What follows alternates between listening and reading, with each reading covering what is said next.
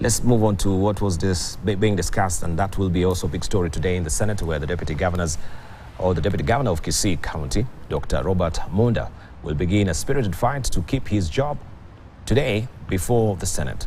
Dr. Monda was impeached last month by the Kisii County Assembly. The hearing before the full House of the Senate will accord the Deputy Governor an opportunity to defend himself from 4 charges, including abuse of office and gross violation of the Constitution. And as our senior political affairs correspondent Chris Katharu reports, the Kenya Kwanza coalition leadership in Parliament has already vowed to whip its senators to save the DG from impeachment.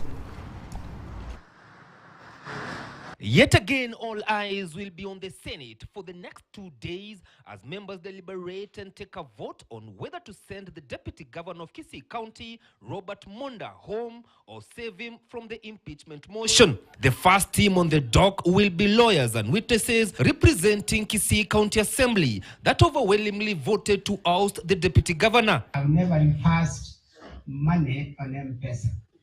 And later on Thursday, the Deputy Governor and his legal team will have an opportunity to respond to the 4 allegations leveled against him.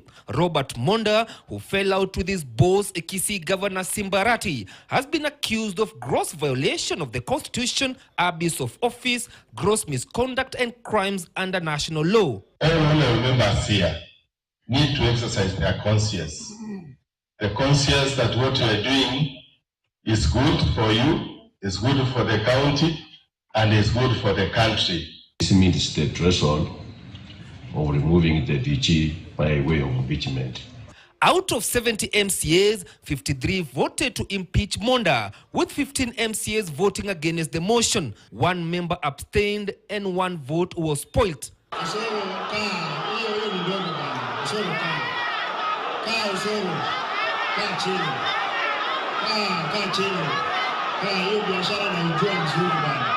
Differences between Kisii Governor Simbarati and Monda played out when Deputy Governor hosted the governor's rivals, including Kisii Women Representative Doris Aburi and National Assembly Chief Whip Silvana Sasoro at his rural home last year.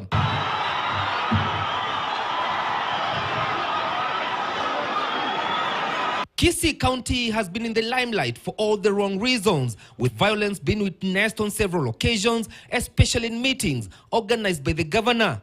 And with these, Kenya Kwanza leadership in Parliament has already vowed to save Monda from the impeachment. This will be the 3rd impeachment motion before the Senate under the 13th Parliament, after Meru Governor Kawira Mwangaza and Siaya Deputy Governor William Odol survived after the House dismissed the impeachment last year. Chris Dairo, KTN News, Nairobi. And a section of Kenya Kwanza have endorsed